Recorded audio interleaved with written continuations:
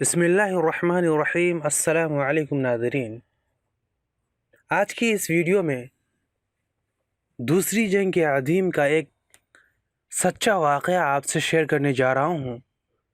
یہ ایسا واقعہ ہے کہ اگر آپ اس واقعے کو مکمل دیکھ لیتے ہیں تو آپ کی روحیں کانپ جائیں گی، اور مجھے قوی امید ہے کہ آپ کو دنیا کے لہو و لعب اور دنیا کی عیش و عشرت کو آپ بھول کر آخرت آپ کو یاد آ جائے گا، اس لیے ویڈیو کو مکمل دیکھیں۔ ناظرین گرامی، دوسری جنگ عظیم میں جب جاپان نے مشرقی ایشیائی ممالک پر قبضہ کیا تو سنگاپور اور برما میں انگریزی فوج نے ہتھیار ڈال دیے۔ ہندوستانی فوج کے ریٹائرڈ میجر طفیل اور ایک سکھ میجر نہال سنگھ اندھیری رات میں گھوڑوں پر سوار ہو کر برما کے محاذ سے سرپٹ بھاگے۔ برما گنجان، تاریک اور خطرناک جنگلوں کا ملک ہے جن میں گزرنا انتہائی خطرناک ہے۔ میجر طفیل کا بیان ہے کہ جنگلوں میں ہم ککڑیوں سے راستہ کاٹتے چھانٹتے چلے جا رہے تھے۔ ایک دن اچانک سامنے کھلی جگہ پر ایک قبرستان دکھائی دیا۔ 25-30 قبریں تھیں اور ارد گرد کوئی آبادی نہ تھی۔ مسکینیں مر کھپ چکے تھے یا جنگ کے خطرات سے بھاگ چکے تھے۔ شکستہ ویران اور زمین بوس جھونپڑیوں میں ہو کا عالم تھا۔ اچانک ایک قبر سے مردے کی آدھی نعش باہر نکلی ہوئی کچھ گلی سڑی دکھائی دی۔ اس پر ایک چھوٹے سائز کے کچھوے کے برابر بچھو بیٹھا تھا۔ اسے بار بار ڈنک مارتا تھا اور نعش سے خوفناک چیخیں نکلتی تھیں۔ یہ ایک وحشت ناک ہی نہیں بلکہ دہشت ناک منظر تھا۔ میجر نہال سنگھ نے میرے منع کرنے کے باوجود بچھو پر گولی چلا دی۔ ایک شعلہ سا نکلا لیکن بچھو پر کوئی اثر نہ ہوا۔ نہال سنگھ نے دوبارہ نشانہ لیا تو میں نے سختی سے منع کر دیا۔ پتہ نہیں مردے اور بچھو کا کیا معاملہ ہے، یہ خدائی بھید ہے، ہمیں اس میں دخل نہیں دینا چاہیے۔ لیکن میجر نہال سنگھ آخر سکھ تھا، میری بات انسنی کر دی اور بظاہر مسلم قبرستان کے ایک مردے کو بچھو سے بچانے کے لیے دوبارہ گولی داغ دی۔ پھر ایک شعلہ سا نکلا اور بچھو پر کوئی اثر نہ ہوا۔ اس پر بچھو نعش کو چھوڑ کر ہماری طرف بڑھا۔ میں نے کہا اب بھاگو، بچھو کا ہماری طرف بڑھنا خطرے سے خالی نہیں۔ ہم نے گھوڑوں کو پھر ایڑ لگائی۔ چند میل آگے جا کر ایک ندی سامنے آ گئی جو خاصی گہری معلوم ہو رہی تھی۔ ہم تھوڑی دیر کے لیے رک کر سوچنے لگے کہ ندی میں گھوڑے ڈال دیں یا کنارے کنارے چل کر پل تلاش کیا جائے۔ ابھی کوئی فیصلہ نہ کر پائے تھے کہ اتنا ہی میں دیکھا کہ وہ بچھو ہمارے قریب پہنچنا ہی چاہتا ہے۔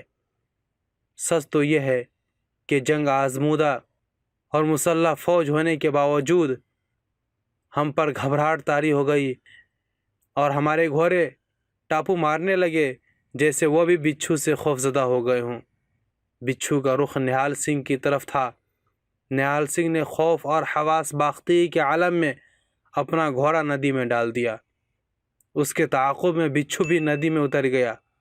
خدا جانے کہ بچھو نے اسے پاؤں، ٹانگ یا جسم کے کسی حصے پر کاٹا کہ گھوڑا بھی خوفزدہ سے کانپ رہا تھا۔ نہال سنگھ نے کربناک اور دلدوز چیخ کے ساتھ مجھے پکارا، طفیل طفیل طفیل، میں ڈوب رہا ہوں، جل رہا ہوں، مجھے بچھو سے بچا لو۔ میں نے گھوڑے کو ندی میں ڈال دیا اور سہارے کے لیے اپنا بایاں ہاتھ نہال سنگھ کی طرف بڑھایا جسے اس نے مضبوطی سے پکڑ لیا۔ مجھے ایسا محسوس ہوا کہ وہاں ندی کا پانی نہیں بلکہ آگ کا زہریلا اور لاوا بہہ رہا ہے جو نہ صرف میرے ہاتھ کو جلا ڈالے گا بلکہ میرے پورے جسم کو مکئی کے بوٹے کی طرح ابال کر رکھ دے گا۔ میں نے اوسان بحال رکھے اور جلدی سے فوجی کی ککی نکالی اور اپنا بایاں بازو کاٹ کر پھینک دیا۔ میں نے اپنے آپ کو نہال سنگھ کی گرفت سے چھڑا لیا تھا اور گھوڑے سمیت جلدی سے کنارے کا رخ کیا۔ میجر نہال مجھے آوازیں دیتے، چیختے چلاتے گھوڑے سمیت پانی کے جہنم میں ڈوب چکا تھا۔ اور پانی کی سطح پر بڑے بڑے اونچے اونچے آتشیں بلبلے اٹھ رہے تھے۔ کنارے کے قریب پانی کا درجہ حرارت نارمل ہوا۔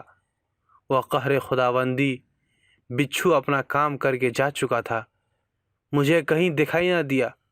اللہ کے لشکروں میں سے وہ اکیلا غیبی لشکر کے مانند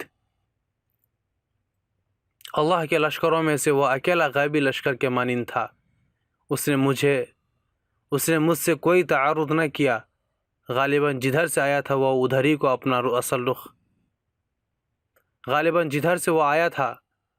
کو اپنا اصل کار مخصوصہ کی طرف لوٹ گیا۔ اس دنیا میں مکافات عمل کا اصول جاری ہے۔ انسان کو آخرت کا زیادہ سفر تیار کرتے رہنا چاہیے۔ اللہ سے دعا ہے کہ اللہ ہم سب کو جہنم کے عذاب اور خاص طور پر عذاب قبر سے حفاظت فرمائے۔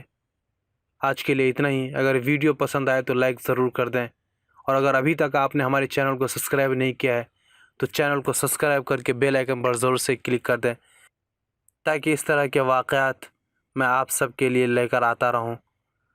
آج کے لیے اتنا ہی۔ ملتے ہیں پھر کسی نئی ویڈیو کے ساتھ۔ تب تک اپنا بہت سارا خیال رکھے گا۔